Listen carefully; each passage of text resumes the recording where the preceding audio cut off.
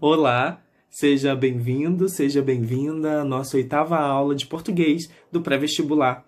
Fico muito feliz de você ter conseguido chegar até aqui. A gente está numa verdadeira maratona, não é mesmo? Essa aula é uma terceira aula de texto argumentativo. Nós dividimos esse conteúdo em 3 aulas. Então, se você perdeu a aula 6 e a aula 7, dá uma corridinha lá. Agora, se você está curioso ou curiosa para saber sobre os métodos de argumentação, fique aqui. Vem comigo. Aula 8. Texto argumentativo, métodos de argumentação. Vamos à revisão da aula 7 sobre estratégias argumentativas. Aula passada, a gente listou 4 estratégias. Olha lá. 1. Exemplificação. É quando eu apresento exemplos concretos que ajudem a sustentar uma determinada posição. Em seguida, a gente estudou o argumento de autoridade, que é aquele argumento fundamentado na opinião de um especialista, um profissional de determinada área, organismo, instituição, órgão de imprensa e pesquisa e etc. Depois, falamos sobre a contra-argumentação, que é combater e desconstruir o ponto de vista adversário. É um argumento contra o posicionamento do rival. A gente, então, fez 2 subdivisões.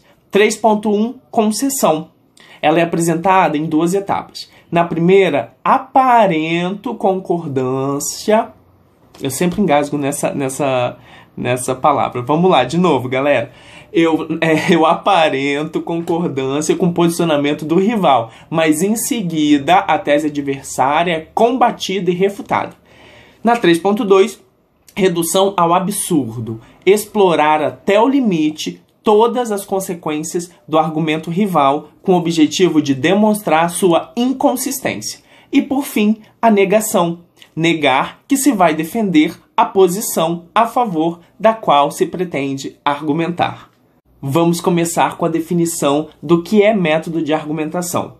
São caminhos ou etapas a serem percorridas na condução dos raciocínios lógicos. Sim, argumentar é construir raciocínio. Aqui nós temos 4 métodos. A gente vai fazer um breve resumo.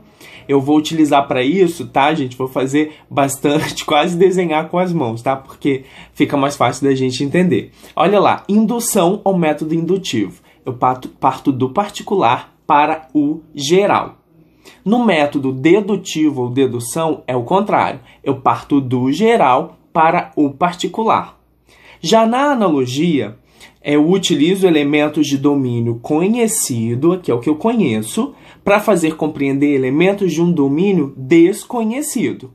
E a dialética é a confrontação de 2 teses opostas. Vou explicar um pouco mais sobre indução. É um tipo de raciocínio que parte do caso particular e tira daí uma regra geral.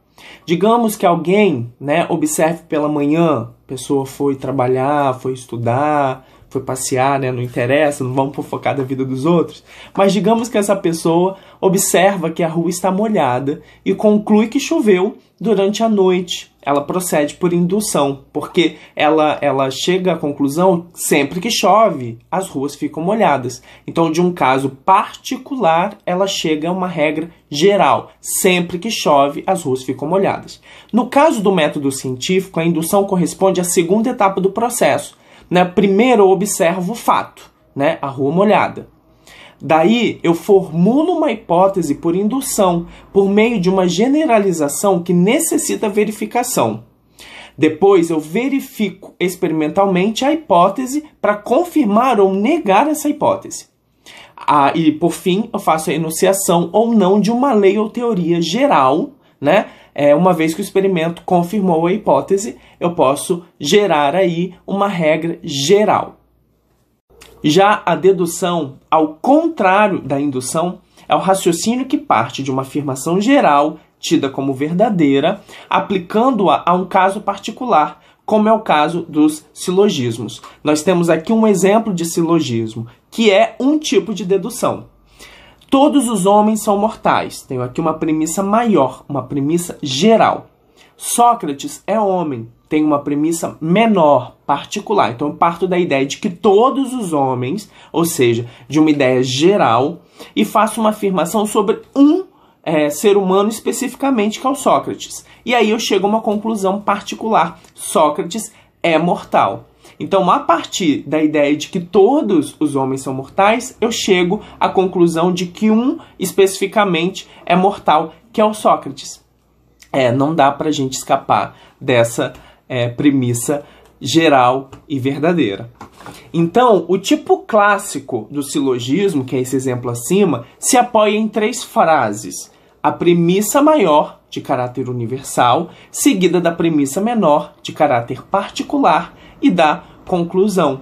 Mas a dedução, ela nem sempre vem com essa estrutura. Sempre que eu parto de uma ideia geral e chego a uma conclusão particular, eu tenho aí uma dedução.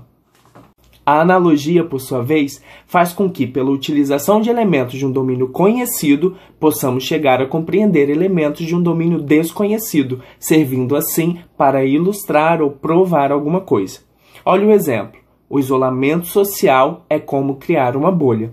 Nessa frase, bolha é o elemento conhecido e o isolamento social é o elemento desconhecido. Nesse momento, não tanto mais, né? Mas digamos que alguém tenha dúvida o que seja esse isolamento social, aí eu escolho a bolha, que é um elemento conhecido, né, para explicar isso. Então, em casa, você está protegido, desde que entradas e saídas não causem a contaminação da área interna.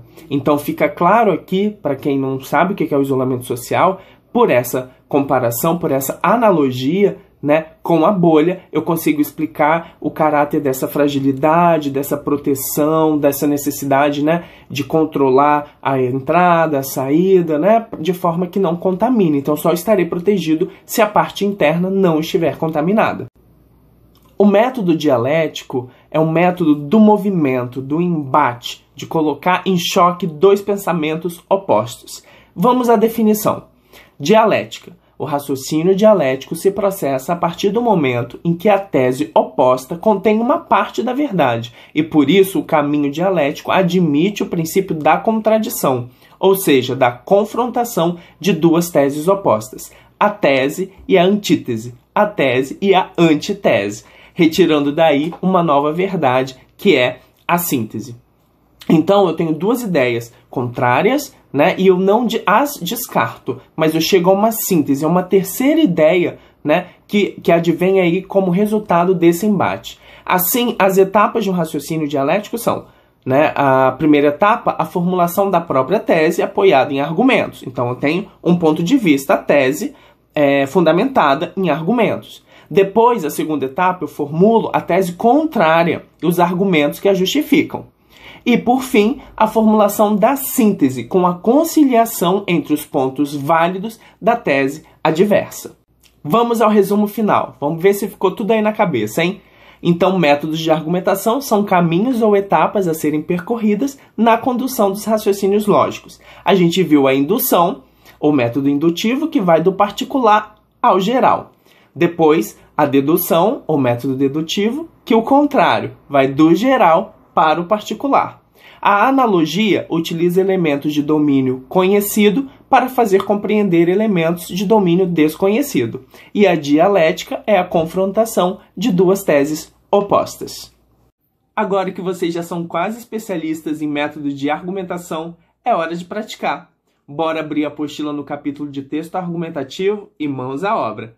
Um grande abraço e até breve.